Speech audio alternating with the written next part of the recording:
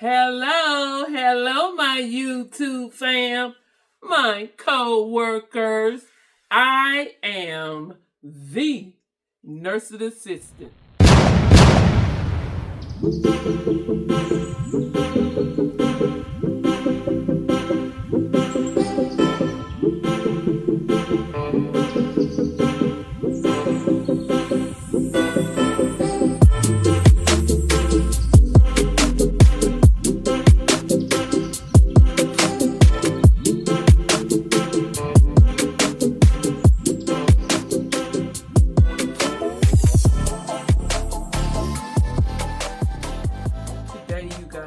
I will be dedicating this blog to my mom. She passed 3.5 years ago. Oh, how I miss her. I miss her. But this video is dedicated to her. First, I want to thank her for letting me film her. And Mom, I truly, truly miss you. So guys, let's get into it. And today, guys, we're going to get into how to properly transfer a patient with a gait belt. Transferring a patient isn't just about moving them from point A to point B. It's about protecting their dignity, their safety, and more importantly, your spine. We're talking about one of the most essential equipment that a nurse, a nursing assistant can have in their kit, and it is a gait belt. A gait belt keeps the patient safe. It keeps injuries on your back. It prevents falls. So guys, for you guys that don't know what a gait belt is, this is a gait belt. And sometimes this gait belt can be a lifesaver. So on this video, I will show you guys how to properly use a gait belt, how to size it, how to put it on, and how to successfully, safely transfer your patient, your loved one. So without further ado, let's get into it. Okay, guys, again, this is the gait belt. I will give y'all another look at it. It's a very strong material, very strong and sturdy. This is the buckle right here. And on this side, as you can see, it have these teeth on there, and that is to grip the belt so it will not slip once you have put it on the patient. And I'm going to demonstrate how to put it on. Right here, you will put it in on this side, the side without the teeth. Once you slide it in, you would then move this back, and that would expose your teeth, and you would slide it right through this buckle. Pretty much like you would put on your belt, okay? And you see that those teeth in this gait belt have it where it will not slip out. And another important thing, you must size your gait belt. You do not want to have it too loose, because if it's too loose during the transfer, it may slide up. And you don't want that to happen, because you want to have full control over your patient in case the patient knee buckle may slip and fall. This is for the safety of your patient and the safety of you, because you want full control, because if the patient fall, you will be able to control the patient with this belt. So in sizing it, you will actually put 2 fingers or 1 finger. If you can slide 1 finger, you're usually going to be able to slide 2 fingers right in between the patient and the belt. So that's how you can kind of size and know whether it's just snug enough. After you do that, the placement is very important. You want to place this belt right under the breast or the chest, right here. This is where the placement should go. Okay? So right now, guys, I will demonstrate how to actually put on the belt, how to actually size the belt, and then I will do a transfer. I will have this very close up so you guys can see exactly what I'm doing. And I will be doing it with my daughter. Okay, guys, this is my daughter. She gonna help me illustrate the gait belt, the placement, and also the transfer. So I'm gonna give y'all a very close-up look of exactly what I am doing. Okay, guys, first, what I have already done, she is sitting and her feet is flat on the floor. Make sure your patient feet is flat on the floor. Okay, we will put this around her like so. And like I said, it go right up under the chest area, not down here by the waist. A lot of people want to put it by the waist. This is incorrect, and it does not go by the waist. It goes up right here in this area. So like I said, we're going to put it through here.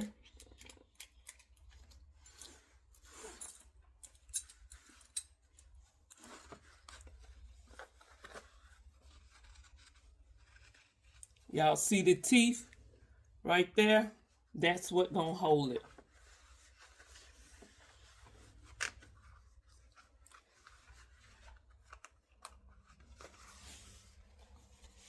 Then we're gonna wrap it and we're gonna put it through the other loop.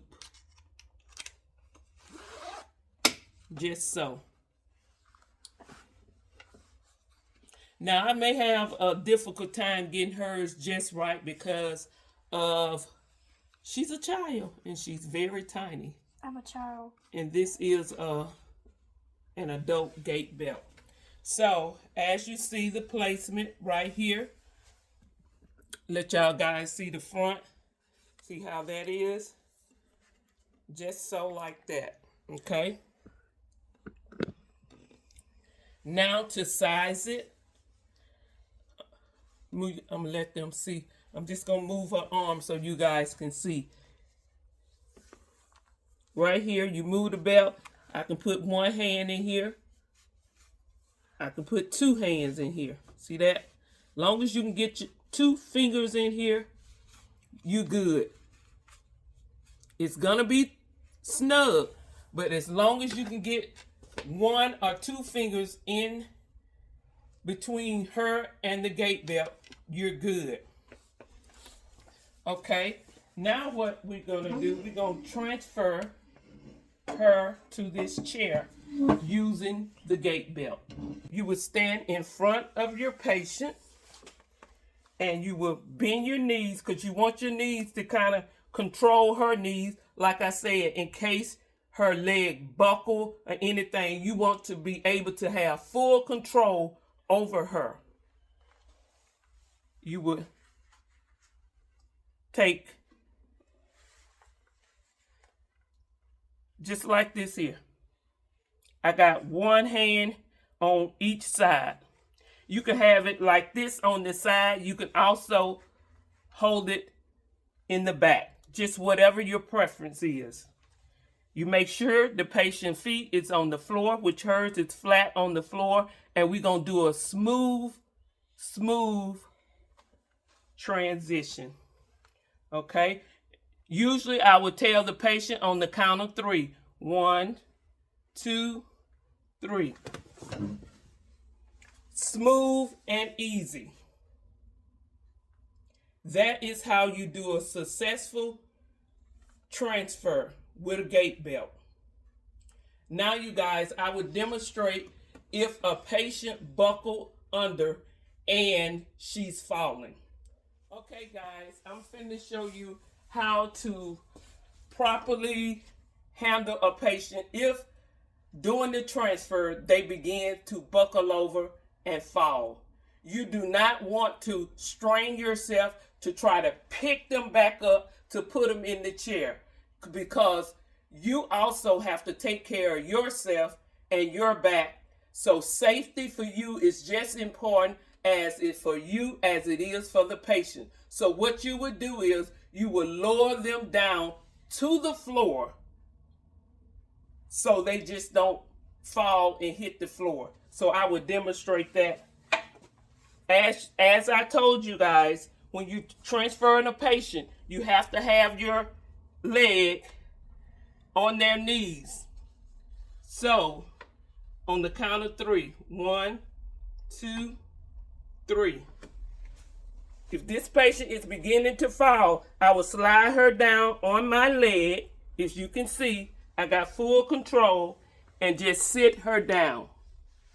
Therefore, she will not hurt herself.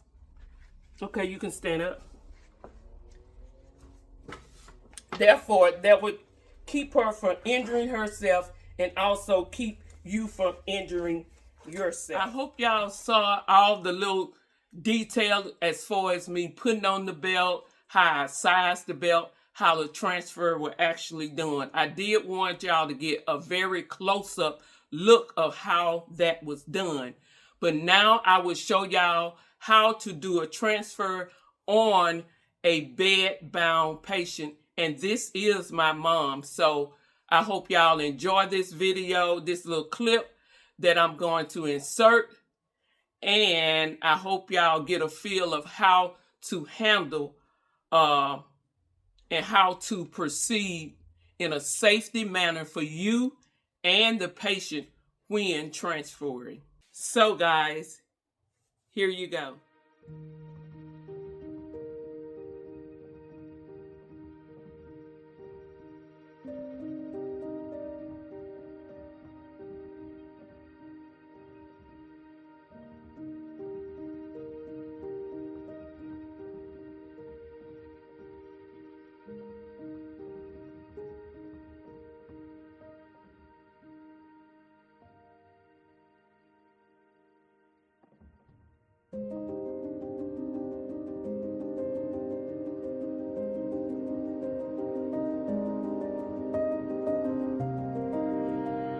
One of the most important steps is to raise or lower the bed so you can be comfortable doing the transfer so you will not injure your back.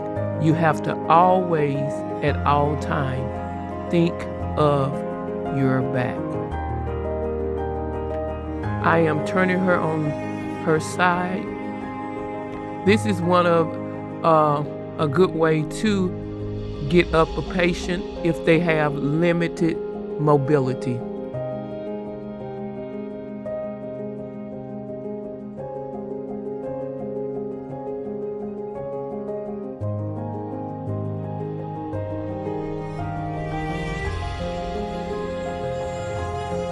Due to my mom's medical issues, I was unable to place the gait belt right above her breast. This is another thing that to keep in mind. You have to know your patient. You have to know their condition, because sometimes you will have to make changes to the procedure to make it safe for their condition. Right here, I am not in front of my mom because I know her. She's able to pivot very well in her chair. The gait belt is there for safety reason.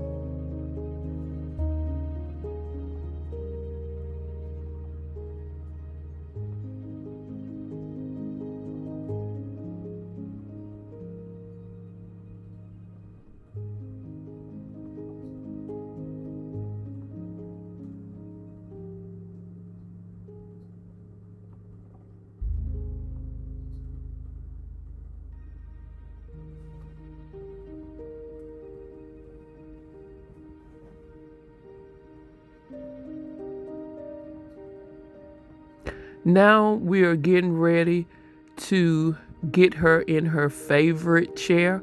I'm just adjusting her chair. Now, this particular transfer, she have a harder time getting out of her wheelchair into her chair. So this time I will be standing in front of her because now she need more support.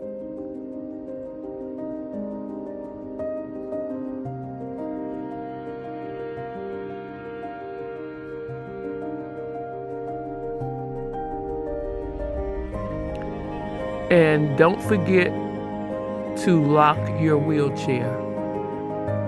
That can be a major disaster if your wheelchair is not locked during the transfer. I'm getting her comfortable and pulling her up in the chair.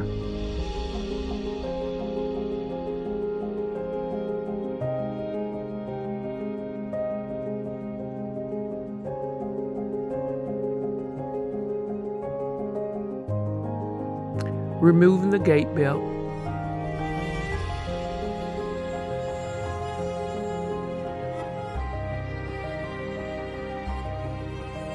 And now she is ready for today.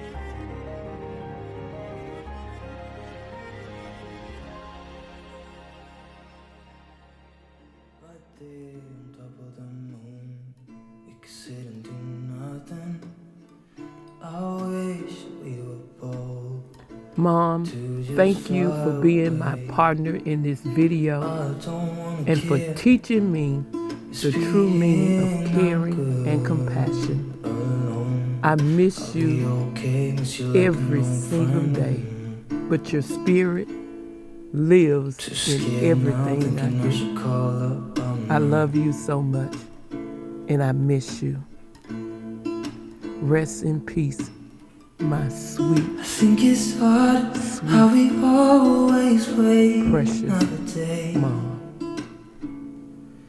How we watch things that kids walk away.